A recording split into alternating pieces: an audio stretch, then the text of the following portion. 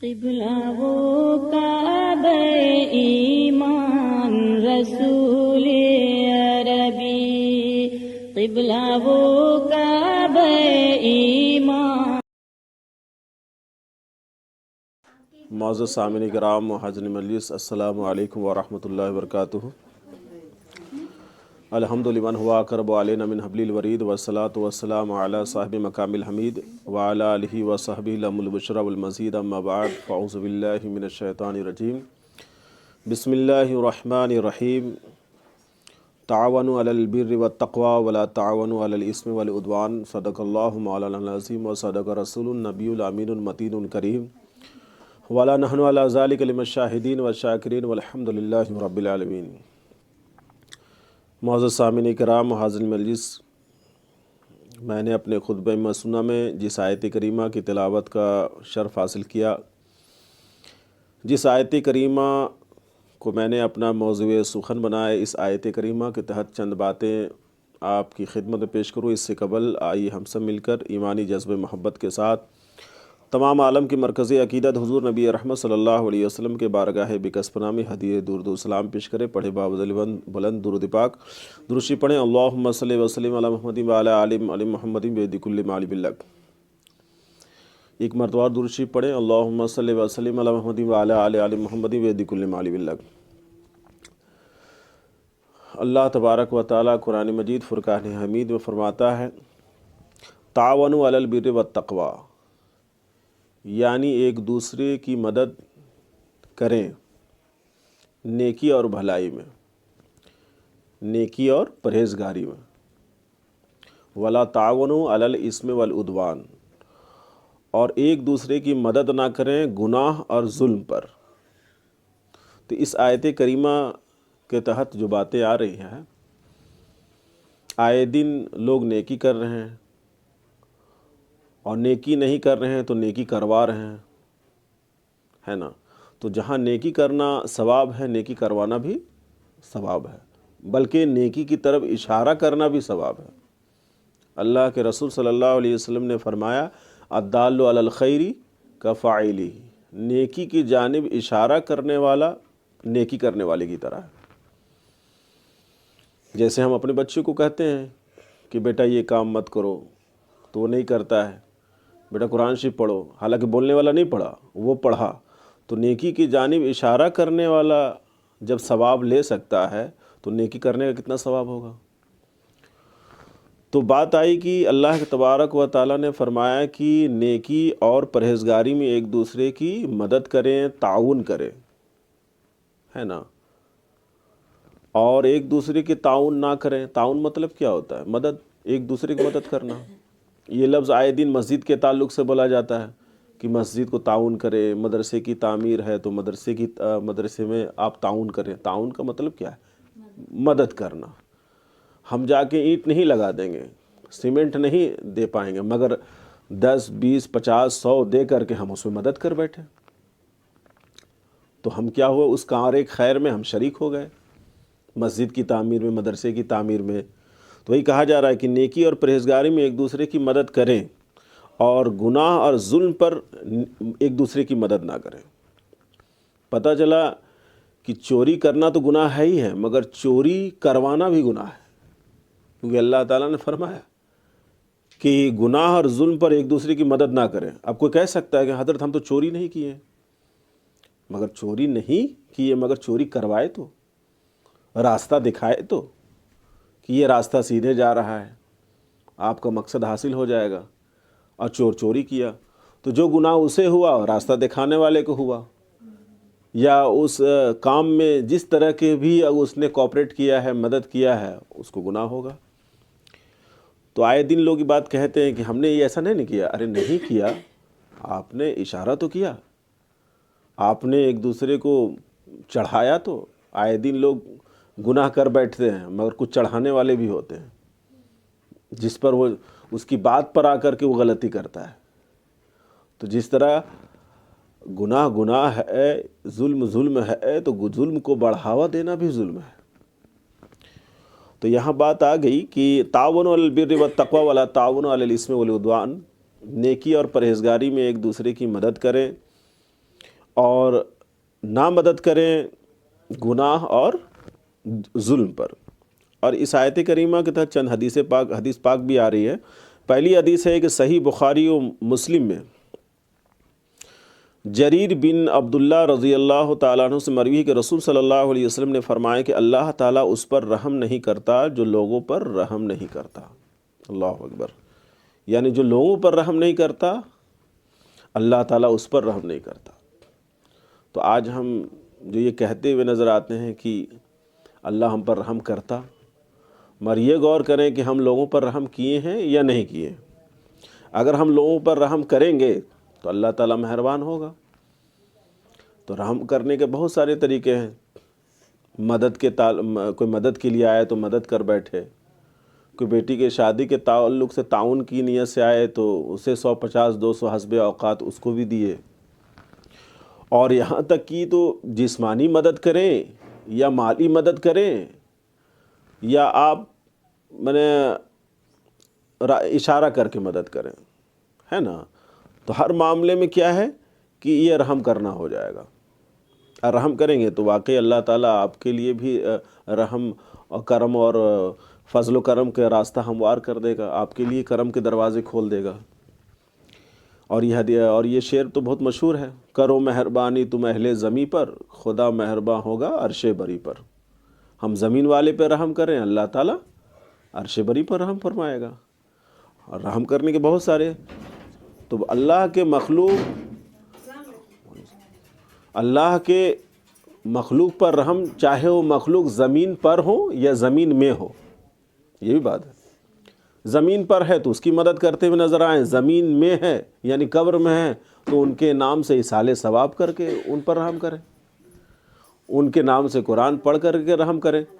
تو ظاہر بات ہے کہ اگر ہم ان کو اصالِ ثواب سے اگر ان تک ثواب پہنچا رہے ہیں، قرآن کی تلاوتیں کر کے پہنچا رہے ہیں، تو اسی آیت پر عمل پیرا ہو جائیں گے ہم لوگ۔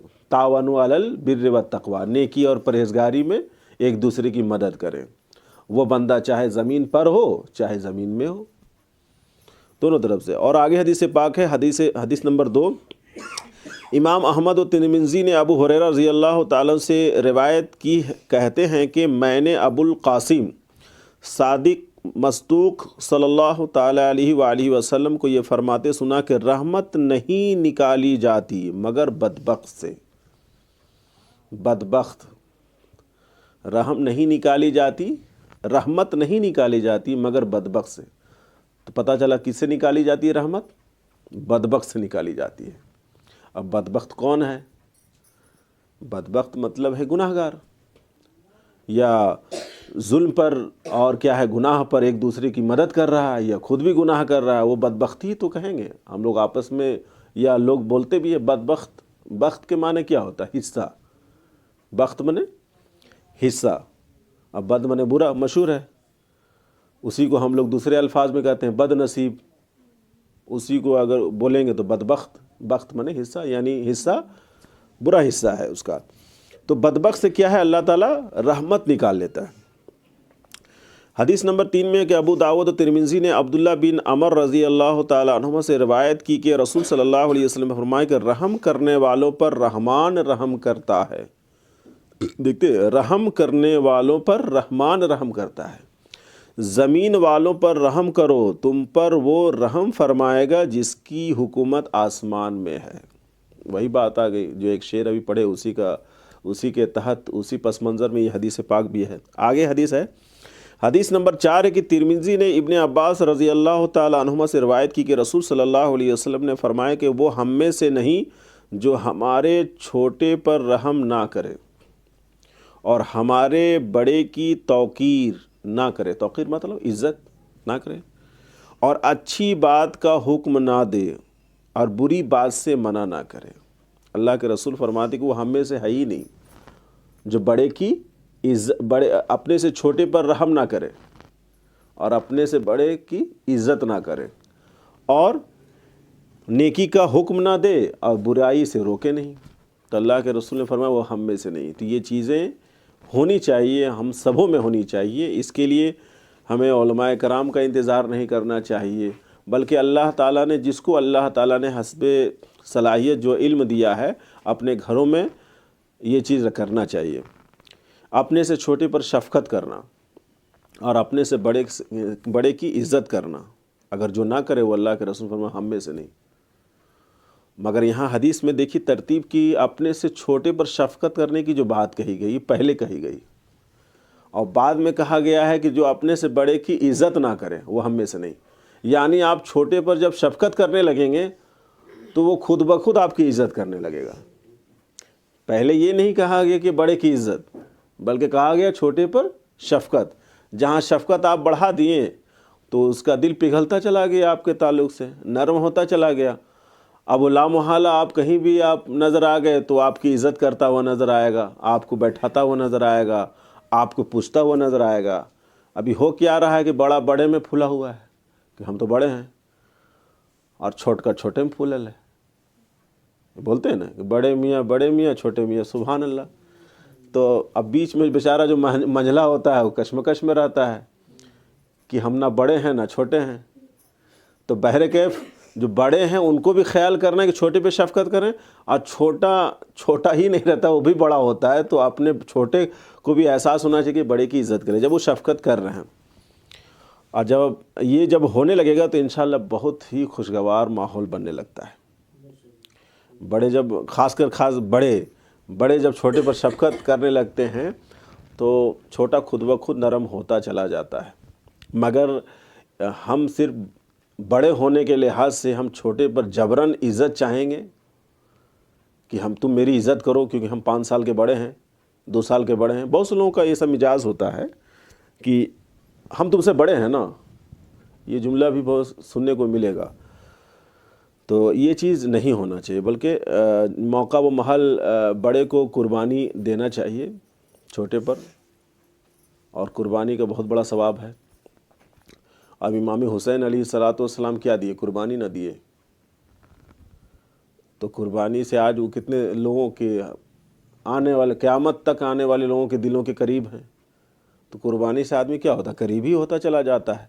تو بڑا جب قربانی چھوٹے کے لیے دینا شروع کر دے تو قریب ہوتا چلا جائے گا. اب چھوٹا جب بھی وہ قریب آئے تو اس کی عزت. اب ایک فائدہ یہ ہوگا کہ اگر بڑے نے چھوٹے کی عزت کی اور چھوٹے پہ شفقت کیا، چھوٹا جب بڑے کی عزت کیا، اور جو ہی عزت کیا تو اللہ تعالیٰ کہا جاتا ہے کہ کوئی کسی بوڑھے کی اگر عزت کرے گا نا تو اللہ تعالیٰ اس کے بڑھاپے میں ایک شخص کو مقرر کرے گا کہ تم اس کی عزت کرو.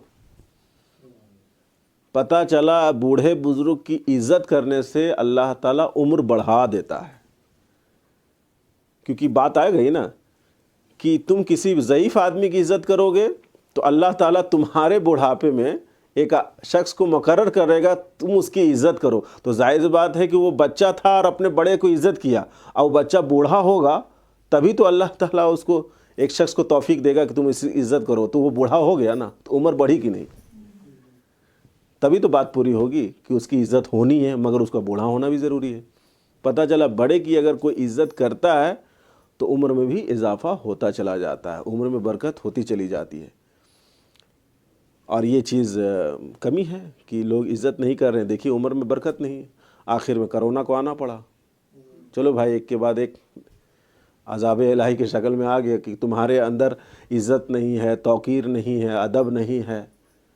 اور تو اور حضور صلی اللہ علیہ وسلم کی شان میں آئے دن لوگ جو گستاخی کر رہے ہیں، تو تمہارے رہنے اور نہ رہنے کا کیا فائدہ ہے؟ نکلو یہاں سے، زمین خالی کرو. سب سے بڑی بات ہے کہ حضور صلی اللہ علیہ وسلم کی عزت پر لوگ انگلی اٹھانے لگیں گے یا اٹھا رہے ہیں تو پھر کیا رہ جائے گا؟ کچھ نہیں. آپ کے پاس جو کچھ بھی ہے، جان بھی ہے، تو کوئی فائدہ نہیں. اور دیکھیے بے تحاشا جان کرونا کال میں گیا. تو ہمیں کثرت سے حضور صلی اللہ علیہ وسلم کی ذات پر درود شریف پڑھنا چاہیے. پر ڈے اپنا معمول بنا لینا چاہیے، چاہے 10 ہی مرتبہ کیوں نہیں، 85 مرتبہ کیوں نہیں. کیونکہ اللہ کے رسول صلی اللہ علیہ وسلم فرمایا کہ جو کثرت سے درود شریف جس شخص نے کثرت سے درود پاک پڑھا وہ قیامت کے دن مجھ سے قریب ہوگا. دیکھیے اب ظاہر بات ہے کہ اب حضور کے قریب ہو اور اس کا معاملہ پیچیدہ ہو، پل صراط میں، میدان محشر میں، قبر میں، ایسا ہو سکتا ہے؟ تو ہمیں سہارا کس کا لینا ہوگا؟ درود شریف کا سہارا لینا ہوگا. درشی پڑھیں اللہم صلی وسلم علی محمد وعلی آل محمد بیدی کل معلوم اللہ. اور ساتھ ہی ساتھ یہ بھی رکھنا ہے کہ اچھی بات کا حکم نہ کرے، اچھی بات کا حکم بھی کرنا ہے اور بری بات سے منع بھی کرنا ہے. اور ابھی یہ بات اس لیے ضروری ہے کہ لوگ آئے دن کیا کہہ رہے ہیں کہ ابھی بچہ ہے نا، چھوڑ دیجئے. تو بچہ ہی نہ بچپن سے ہی نہ سیکھے گا. ابھی اس کی مٹی گیلی ہے، جس طرح ڈھال دیں گے اس طرح ڈھل جائے گا. اب بڑا ہو جائے گا تو پھر آپ منع بھی کریں گے تو وہ چیز ماننے کو ہے نہیں. تو اس کی عادت بنانے کے لیے ہم کو روزانہ کچھ نہ کچھ کہتے رہنا ہوگا. آگے حدیث پاک ہے، دیکھیے جو بات آئی تھی، دیکھیے حدیث آ گئی. حدیث نمبر 5 ہے، ترمذی نے انس رضی اللہ تعالیٰ عنہ سے روایت کی کہ جوان اگر، دیکھیے بات آ گئی تو دیکھیے بات آ گئی کہ جوان اگر بوڑھے کا اکرام یعنی عزت اس کی عمر کی وجہ سے کرے، یعنی ہم سے بڑے ہیں، تو اس کی عمر کے وقت اللہ تعالیٰ ایسے کو مقرر کر دے گا جو اس کا اکرام کرے، یعنی اس کی عزت کرے. سبحان اللہ. دیکھیے حدیث بھی آ گئی، بات نکلی تو حدیث بھی آ گئی. اور یہ ترمذی شریف کی حدیث ہے. پتہ چلا کہ بڑوں کی عزت کرنے سے عمر بڑھتی ہے اور عمر میں اللہ تعالیٰ روز بروز اضافہ کر دیتا ہے. آگے حدیث پاک ہے، حدیث نمبر 6. اسی ضمن میں ایک واقعہ بھی ہے کہ ایک بزرگ روٹی نان بائی تھے، مانے روٹی بیچا کرتے تھے، اور ان کا ایسا معمول تھا کہ جو باسی روٹی رہتی تھی اس کو 5 روپے میں دیتے تھے، اور جو تازی روٹی رہتی تھی اس کو 2 ہی روپے میں دے دیتے تھے.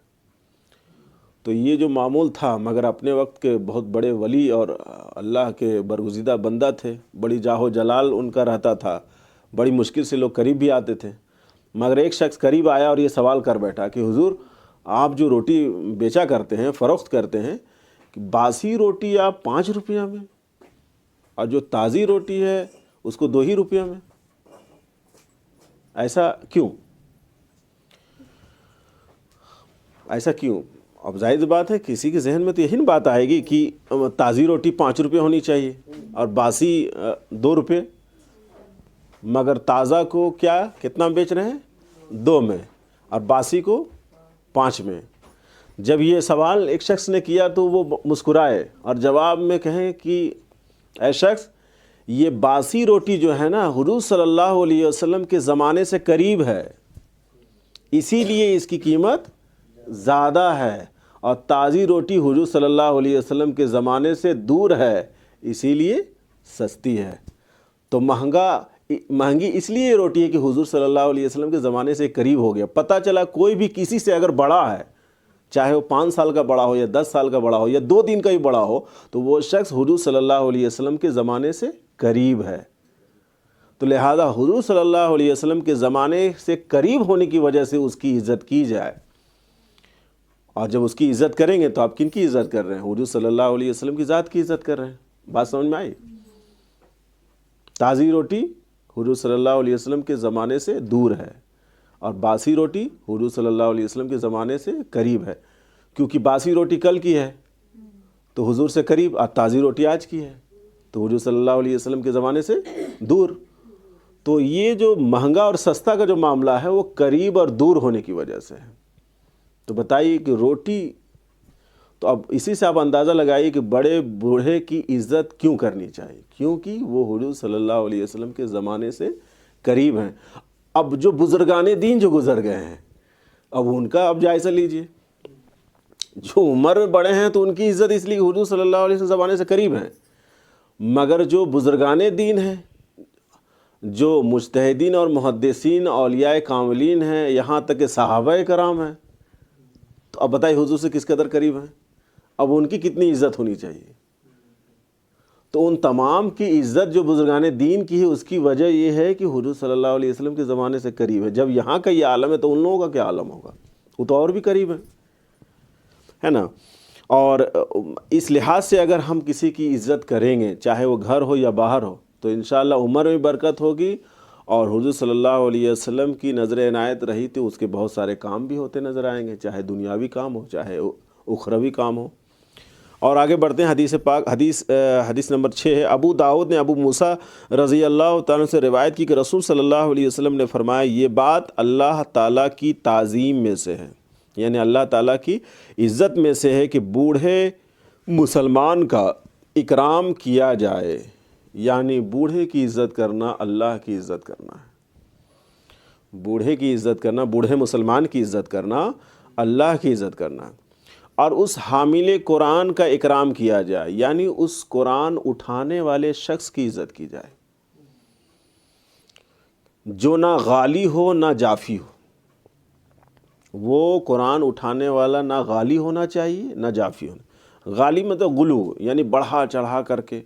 اب بڑھا چڑھا کے بہت ساری بات آتی ہے کہ وہ پڑھنے میں الفاظ کا خیال نہیں رکھتا ہے، چھوٹی سین کو بڑی شین پڑھتا ہے، بڑی شین کو چھوٹی سین پڑھتا ہے،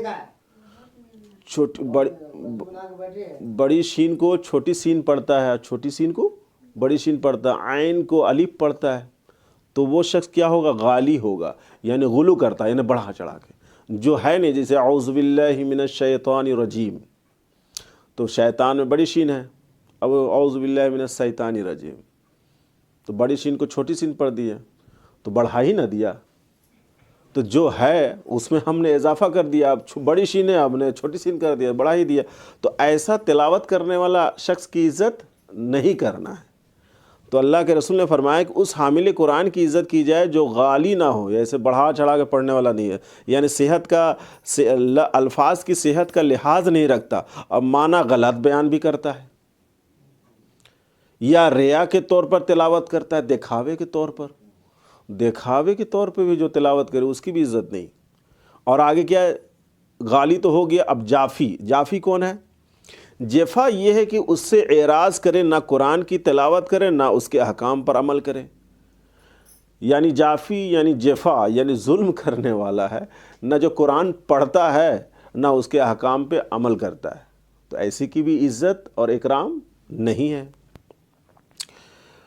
اور ایک شخص کیا ہے کہ کس کی عزت کی جائے؟ اور بادشاہ عادل کا اکرام کیا جائے. عدل کرنے والا، انصاف کرنے والا بادشاہ کی عزت کی جائے. پتہ چلا کہ یہ تین جو شخص ہیں، بوڑھے کی عزت اور قرآن اٹھانے والے شخص کی عزت اور عادل بادشاہ، عدل و انصاف کرنے والے بادشاہ کی عزت، دراصل کس کی عزت کرنا ہے؟ اللہ کی عزت کرنا ہے.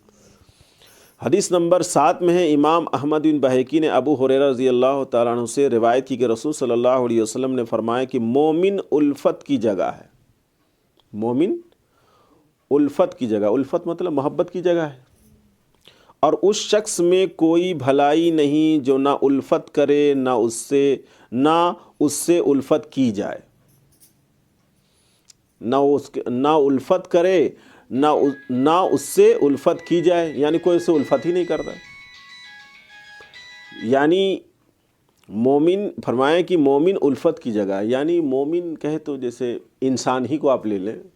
انسان کا جو لفظ بنا ہے انس سے بنا ہے. کس سے بنا ہے؟ انس کے معنی ہی ہوتا ہے محبت. دیکھیے انسان بنا ہے محبت ہی سے بنا ہے.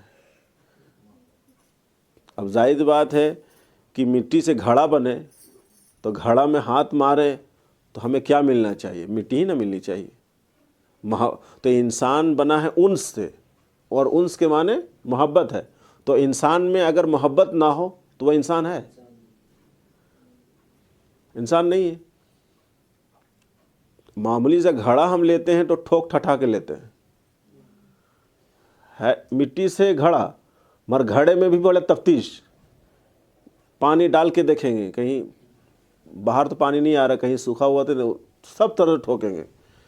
مٹی ہے اس کے باوجود تفتیش ہے. تو جس گھڑے میں اگر کچھ معاملہ آ جائے تو اس گھڑے کو سائڈ کر دیتے ہیں. تو وہ انسان کے اندر اگر انس نہ ہو تو وہ انسان کا ہونا نہ ہونا برابر ہے. تو انسان میں کیا ہونا چاہیے؟ محبت ہونی چاہیے. اللہ تعالیٰ نے اپنے محبوب کی محبت میں پیدا کی ہے اور اس میں محبت نہ ہو سکتا ہے؟ اللہ تعالیٰ نے حضور صلی اللہ علیہ وسلم کی محبت چلا رہا ہے. من آدم علیہ السلام، اللہ تعالیٰ نے جو کچھ بھی چیزیں پیدا کیا ہے ہر چیز میں کیا محبت ہے؟ ہر چیز میں ہے. ہم اگر اپنے نظریے محبت کی نظر سے دیکھیں گے تو اللہ کی وہ ساری چیزیں کیا ہے، پیدا کی ہوئی چیزیں وہ اللہ کا مظہر ہے، اللہ کی نشانی ہے۔ اللہ تعالیٰ نے کیا پیدا کیا؟ عالم یعنی دنیا۔ اب عالم کس سے بنا ہے؟ علامت سے بنا ہے۔ علامت کے معنی نشانی۔ تو اللہ کے علاوہ جتنی بھی چیزیں وہ عالم ہے۔ عالم ہے تو اللہ کے علاوہ جتنی چیزیں سب نشانی ہے۔ مگر کس کی نشانی ہے؟ اللہ کی نشانی ہے۔ تو دنیا میں عالم میں جتنی بھی چیزیں ہیں سب اللہ ہی کی نشانی ہے، تو سبھی میں تو اللہ ہی کا مظہر ہے، اللہ ہی کی نشانی ہے نا۔ اب ہم جیسا تلاش کریں، جیسے آفتاب کن کی نشانی ہے؟ آپ کی نشانی ہے، تو آفتاب میں آپ نظر آ رہے ہیں، ہر چیز میں ہے۔ ہوتا ہے نا کہ میرا چہرہ میرے ابا سے ملتا ہے، بولتے ہیں نا، دیہات میں بولتے ہیں یار یہ چہرہ اس کا مٹھن جو ہے چہرہ اس کے ابے پہ گیا ہے، یہ ماں پہ گیا، ہوتا ہے نا۔ تو کہنے کا مطلب یہ ساری چیزیں کدھر جا رہی ہے؟ اللہ ہی کی طرف۔ تو یہ اللہ ہی کی نشانی ہے۔ تو انسان جو ہے تمام مخلوقات میں اگر سب سے عظیم اشرف اگر کوئی نشانی ہے تو وہ انسان ہے۔ تو انسان تو سب سے بڑی نشانی ہے، اشرف المخلوقات ہے، تمام مخلوق میں اشرف ہے، اعلیٰ ہے انسان۔ اور انسان میں اگر محبت ہی نہ ہو تو پھر فائدہ کہاں؟ تو یہ اولیاء کرام ہم لوگوں کو اپنی زندگی میں محبت ہی سکھا گئے ہیں، اور ان سے ہمارا وابستہ رہنا، ان کی تعلیمات پہ عمل کرنا ہے، محبت ہی کو پھیلانا ہے۔ آپ کو نیند آ رہی ہے؟ درود شریف پڑھے، اللہم صلی وسلم علی محمد وعلی آل محمد بیدی کل ما علم لک۔ حدیث نمبر 8 میں ہے کہ بہقی نے انس رضی اللہ عنہ سے روایت کی کہ رسول صلی اللہ علیہ وسلم فرمائے کہ جو میری امت میں کسی کی حاجت پوری کر دے، یعنی کسی کی ضرورت پوری کر دے میری امت میں سے، جس سے مقصود اس کو خوش کرنا ہے، یعنی اس کو خوش کر دے، اس نے مجھے خوش کیا۔ یعنی میری امت میں سے کسی کی حاجت پوری کر دے، اور مقصد کیا ہے کہ اس شخص کو خوش کر دے، تو اللہ کے رسول کیا فرماتے؟ اس نے مجھے خوش کیا، اور جس نے مجھے خوش کیا اس نے اللہ کو خوش کیا، اور جس نے اللہ کو خوش کیا اللہ اسے جنت میں داخل فرمائے گا۔ سبحان اللہ۔ تو ایک کتاب میں نے پڑھا تھا، حضرت عثمان غنی رضی اللہ تعالیٰ نے فرمایا کہ 5 وقت کی نماز کے بعد سب سے بڑی عبادت یہ ہے کہ ایک مومن بھائی کے چہرے میں خوشی لے آئے، مسکراہٹ لے آئے، یعنی کسی کو ہنسا دینا بھی عبادت ہے۔ کہے کہ وہ کول ہو گیا، ٹھنڈا ہو گیا، مزاج تر و تازہ ہو گیا، کہ تو کسی کو ہنسا دینا بھی، مسکرا دینا، ہنسنا نہیں، مسکراہٹ لے آنا بھی ثواب ہے۔ اور یہاں کیا مل رہی؟ اللہ تعالیٰ کیا ہے اسے جنت میں داخل فرمائے گا۔ تو لہٰذا ہم کسی کی حاجت روائی کریں، چاہے وہ بچہ ہی کہیں نہ ہو۔ اب بیچارہ بڑا مغموم ہے، غمزدہ ہے، چاکلیٹ ہی اسی کو دے دیے، مقصد کیا ہو کہ وہ خوش ہو جائے۔ بس ایک چاکلیٹ میں آپ ادھر چاکلیٹ دی، اللہ آپ کو جنت دے رہا ہے، معمولی سی بات ہے۔ 4 بچے ہیں، اس میں سے ایک بچہ یتیم ہے، یا یہ ہے کہ اس بچے کے پاس پیسہ نہیں ہے، آپ کو یہ حدیث معلوم، آپ 5 روپے نکالے اور بولے ہاں اس بچے کو بھی دے دیجئے۔ مقصد کیا؟ اس کی حاجت پوری ہوئی۔ حاجت پوری ہوئی تو حدیث کے مطابق کیا ہوا کہ اللہ کے رسول کو خوش کیا، اللہ کے رسول کو جو اللہ خوش کیا، اللہ خوش کیا وہ جنت۔ پتہ چلا کہ 5 روپے میں آپ جنت خرید لیے، تو معمولی بات ہے، بہت چھوٹی بات ہے، مگر یہاں کیا مل رہا ہے؟ بہانہ ایک ہو گیا نا، یہاں 5 روپے دیے اور وہاں آپ کو جنت آپ کو اللہ اس بہانے سے دے دے، تو یہ موقع گنوانا نہیں چاہیے، کیونکہ پیسہ آ جائے گا مگر آدمی نہیں آئے گا دوبارہ۔ اسی لیے پیسہ کے ساتھ ساتھ آدمی بھی کمانا چاہیے، ہے نا۔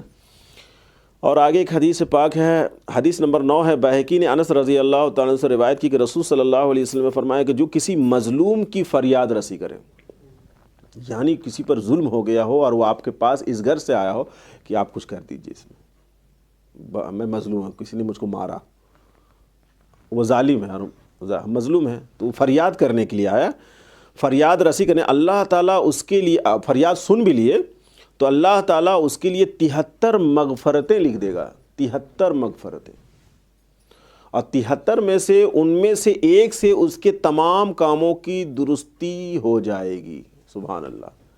یعنی 73 میں سے ایک سے اس کے سارے کام بنا دے گا، اور 72 سے قیامت کے دن اس کے درجے بلند فرما دے گا. سبحان اللہ.